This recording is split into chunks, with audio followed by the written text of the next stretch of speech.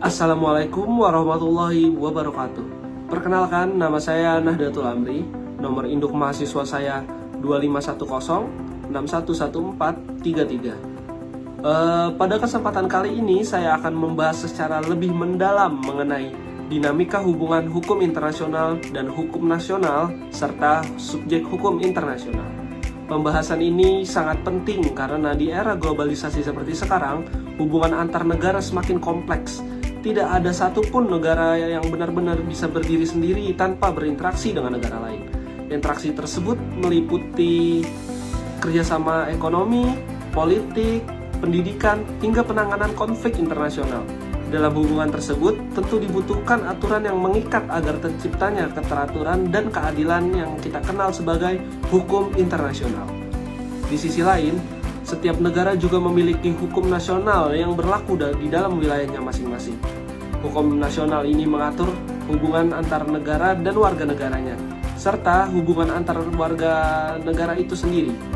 Oleh karena itu, muncul pertanyaan yang penting, yaitu bagaimana hubungan antara hukum internasional dan hukum nasional? Apakah keduanya saling bertentangan atau justru saling melengkapi?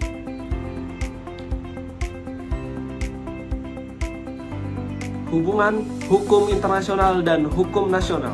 Secara umum, hubungan antara hukum internasional dan hukum nasional dapat dipahami melalui dua teori utama, yaitu monisme dan dualisme. Namun, sebelum masuk ke teori tersebut, perlu dipahami bahwa hubungan keduanya bersifat dinamis. Artinya dapat berubah tergantung pada sistem hukum dan kebijakan masing-masing negara. Teori monisme.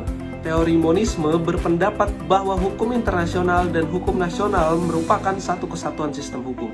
Dalam pandangan ini, tidak ada pemisah yang tegas antara keduanya. Artinya, hukum internasional dapat langsung berlaku di dalam suatu negara tanpa harus diubah terlebih dahulu menjadi hukum nasional. Dalam teori ini, apabila terjadi konflik antara hukum internasional dan hukum nasional, maka hukum internasional dianggap memiliki kedudukan yang lebih tinggi dan harus diutamakan. Hal ini didasarkan pada anggapan bahwa hukum internasional bertujuan untuk menciptakan ketertiban dunia secara umum. Sebagai contoh, jika suatu negara telah meratifikasi suatu perjanjian internasional, maka isi dari perjanjian tersebut dapat langsung diterapkan kepada warga negara. Misalnya dalam hal perlindungan hak asasi manusia, banyak prinsip HAM internasional yang langsung dijadikan acuan dalam kebijakan nasional. Menurut saya, teori monisme sangat relevan dalam dunia modern saat ini. Dengan adanya globalisasi, kerjasama antar negara menjadi semakin penting. Jika setiap negara harus selalu mengubah aturan internasional ke dalam hukum nasional terlebih dahulu, maka prosesnya bisa menjadi lambat dan kurang efektif. Oleh karena itu, penerapan langsung hukum internasional dapat membantu menciptakan keteraturan yang lebih cepat dan efisien. Namun demikian, teori ini juga memiliki kelemahan. Tidak semua aturan internasional sesuai dengan kondisi sosial, budaya, dan politik di suatu negara. Jika diterapkan secara langsung tanpa penyesuaian, maka bisa menimbulkan masalah baru di dalam negeri. Teori dualisme. Berbeda dengan monisme, teori dualisme menyatakan bahwa hukum internasional dan hukum nasional adalah dua sistem hukum yang terpisah dan berdiri sendiri. Oleh karena itu, hukum internasional tidak dapat langsung berlaku di dalam suatu negara. Agar dapat diterapkan, hukum internasional harus terlebih dahulu diubah atau diadopsi menjadi hukum nasional melalui proses yang namanya legislasi, seperti ratifikasi perjanjian internasional oleh parlemen. Dalam teori ini, hukum nasional memiliki kedudukan yang lebih utama dalam wilayah suatu negara. Hal ini berkaitan dengan prinsip kedaulatan negara, di mana setiap negara berhak mengatur urusan dalam negerinya sendiri tanpa campur tangan pihak luar. Sebagai contoh, suatu negara dapat menandatangani perjanjian internasional, tetapi jika belum meratifikasinya, maka perjanjian tersebut belum memiliki kekuatan hukum di dalam negara tersebut. Menurut saya, teori dualisme teori dualisme lebih realistis dalam menjaga kedaulatan negara. Setiap negara memiliki kondisi yang berbeda-beda, sehingga tidak semua aturan internasional bisa langsung diterapkan. Dengan adanya proses penyesuaian melalui hukum nasional, maka aturan tersebut dapat disesuaikan dengan kebutuhan masyarakat. Namun, kelemahan dari teori ini adalah prosesnya yang cenderung lebih lama. Hal ini bisa menghambat penerapan aturan internasional yang sebenarnya penting, misalnya dalam penanganan isu global seperti perubahan iklim atau pelanggaran HAM. Dinamika dalam praktik negara. Dalam praktiknya, sebagian besar negara tidak sepenuhnya menganut monisme atau dualisme secara murni, melainkan menggabungkan keduanya. Sebagai contoh, Indonesia cenderung menganut sistem dualisme. Hal ini terlihat dari adanya proses ratifikasi terhadap perjanjian internasional agar dapat berlaku dalam hukum nasional. Namun, Indonesia juga tidak sepenuhnya tertutup terhadap hukum internasional. Banyak prinsip internasional yang diadopsi ke dalam hukum nasional, seperti dalam bidang HAM, lingkungan hidup, dan perdagangan internasional. Contoh konkretnya yaitu yang pertama ada Undang-Undang Dasar, Undang-Undang Hak Asasi Manusia di Indonesia mengadopsi prinsip internasional. Yang kedua, perjanjian internasional harus disahkan melalui DPR. Yang ketiga, putusan internasional dapat mempengaruhi kebijakan nasional. Hal ini menunjukkan bahwa hubungan antara hukum internasional dan hukum nasional bukanlah hubungan yang kaku, melainkan saling mempengaruhi dan berkembang sesuai kebutuhan zaman. Menurut saya, hubungan ini seharusnya bersifat saling melengkapi.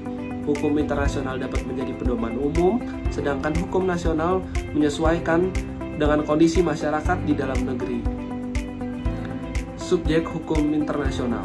Setelah memahami hubungan antara hukum internasional dan hukum nasional, selanjutnya kita akan membahas mengenai subjek hukum internasional. Subjek hukum internasional adalah pihak-pihak yang memiliki hak dan kewajiban menurut hukum internasional serta mampu melakukan hubungan hukum internasional. Negara. Subjek utama dalam hukum internasional adalah negara. Negara memiliki kedaulatan dan menjadi aktor utama dalam hubungan internasional. Sebagai contoh, Indonesia memiliki hak untuk membuat perjanjian internasional, menjalin hubungan diplomatik, menjadi anggota organisasi internasional. Negara juga memiliki kewajiban untuk menghormati hukum internasional, seperti tidak melakukan agresi terhadap negara lain. Menurut saya, negara tetap menjadi subjek utama karena hampir semua aturan dalam hukum internasional dibuat untuk mengatur hubungan antar negara. Organisasi internasional. Selain negara, organisasi internasional juga memiliki subjek hukum internasional. Organisasi internasional. Selain negara, organisasi internasional juga merupakan subjek hukum internasional. Organisasi ini dibentuk oleh negara-negara untuk mencapai tujuan bersama. Contohnya adalah Perserikatan Bangsa-Bangsa atau PBB yang memiliki peran penting dalam menjaga perdamaian dunia, serta ASEAN yang berfokus pada kerjasama dan dalam regional. Organisasi internasional memiliki hak dan kewajiban seperti membuat keputusan, menjalankan program internasional, dalam beberapa kasus juga membuat perjanjian. Menurut saya, peran organisasi internasional semakin penting karena banyak masalah global yang tidak bisa diselesaikan oleh suatu negara saja. Individu. Dalam perkembangan modern, individu juga diakui sebagai subjek hukum internasional, terutama dalam bidang hak asasi manusia dan hukum pidana internasional. Sebagai contoh, seseorang dapat dimintai pertanggungjawaban di tingkat internasional jika melakukan kejahatan serius seperti genosida, atau kejahatan perang. Hal ini menunjukkan bahwa hukum internasional tidak hanya mengatur negara, tetapi juga melindungi manusia sebagai individu. Menurut saya, ini adalah perkembangan yang sangat penting karena memberikan perlindungan langsung terhadap manusia, bukan hanya melalui negara. Untuk subjek-subjek lainnya yaitu terdapat juga subjek seperti Palang Merah Internasional, Tahta Suci Vatikan, dan kelompok pemberontak dalam kondisi tertentu. Mereka ini memiliki peran terbatas, tetapi tetap diakui dalam hukum internasional karena peran mereka dalam situasi tertentu. Kesimpulannya, yaitu dari pembahasan ini dapat disimpulkan bahwa hubungan antara hukum internasional dan hukum nasional bersifat dinamis dan tidak selalu sama di setiap negara. Terdapat dua teori utama, yaitu monisme dan dualisme, yang menjelaskan hubungan tersebut. Selain itu, hubungan hukum internasional tidak hanya negara, tetapi juga organisasi internasional, individu, dan pihak lain yang memiliki hak dan kewajiban hukum dalam hukum internasional. Sebagai mahasiswa hukum, kita perlu memahami bagaimana hukum internasional dan hukum nasional saling berinteraksi. Hal ini penting agar kita dapat melihat hukum dan tidak hanya dari perspektif nasional tetapi juga global. Selain itu, kita juga harus menyadari bahwa perkembangan hukum internasional semakin mengarah pada perlindungan manusia secara universal. Oleh karena itu, kita harus menjunjung tinggi nilai keadilan, kemanusiaan, dan kerjasama antar bangsa. Dengan pemahaman ini, kita diharapkan dapat menjadi bagian dari generasi yang mampu membangun sistem hukum yang lebih adil dan harmonis, baik di tingkat nasional maupun internasional. Sekian yang dapat saya sampaikan. Kurang lebihnya mohon maaf. Assalamualaikum warahmatullahi wabarakatuh. Saya pamit undur diri.